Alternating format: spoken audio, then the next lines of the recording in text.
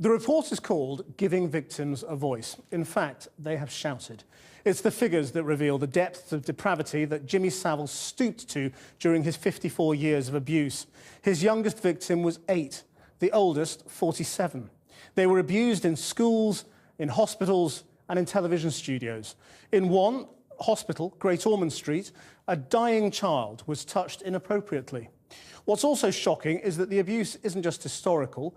The allegations also cover incidents in 2006 and 2009, as Porrick O'Brien reports. Just when you thought the scandal surrounding Jimmy Savile couldn't become any more depraved, it does. Just when you thought it was confined to some sordid corner of the 70s, you find out it wasn't. And welcome to the very last Top of the Pops. It turns out he groped a child during this, the final episode of Top of the Pops, just 6 years ago. They're going to carry the Top of the Pops banner. Details are sketchy and the BBC can't comment. One of over 30 offences committed on BBC premises. Here are some other figures from today's report. The youngest child abused by Savile was 8.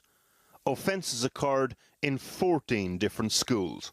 He would access schools through the vehicle of the Jim Will Fix It programme, and it's that cult of celebrity that he exploited to get himself into the positions where he could abuse. So he was responding to children's letters. That's how he got into these schools. Yes, but that's what the victims have been telling us. 214 crimes were recorded across 28 police forces. Offences occurred in 13 hospitals, including a hospice. Here we have a very special, unique unit, patient in bed. And for every figure, a very personal trauma. For every figure, someone asking why. Caroline Moore was molested by Savile at Stoke Mandeville Hospital when she was 13. Why were they missed opportunities? Why was the man not prosecuted? Why did these people not do their job properly? Why, when there were even hints of maybes, that maybe Jimmy Savile was doing this or maybe Jimmy Savile was doing that, why was this not looked into thoroughly there and then? Today's report by the Met Police and the NSPCC is called Giving Victims a Voice. It's victim-focused and it will receive a lot of publicity, and rightly so. Also today, though, the Crown Prosecution Service issued a damning statement asking why no prosecutions were ever brought against Savile when he was alive. Miss Levitt QC for the CPS concluded that although officers had acted in good faith, they'd failed these victims in the following ways. Surrey Police decided not to tell each complainant that other complaints had been made. That's important because the victims went on to say they would have supported a prosecution if they knew they weren't alone. Sussex Police told the complainant that corroboration would be needed. According to the CPS, there was no legal basis for this. Of course, cooperation would have helped, but it wasn't necessary to progress the case.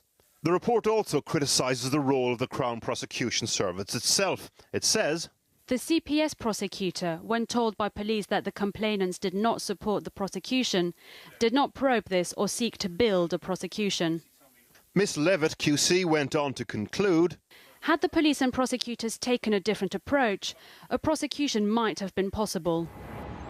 The CPS apologised for this today, and the police forces involved acknowledged that they had lessons to learn from how this was handled. Surrey Police, Sussex Police and the Crown Prosecution Service themselves, they didn't give victims a voice, did they? No. Why not, do you think?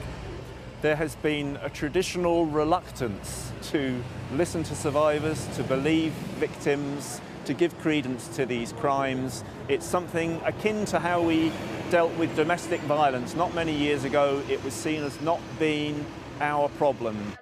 According to today's report, this story is about more than institutions that fail. It's also about a broader cultural failure. A failure to see past the celebrity who ended up fooling us all. I think that's the big question for British society. How did he get away with it?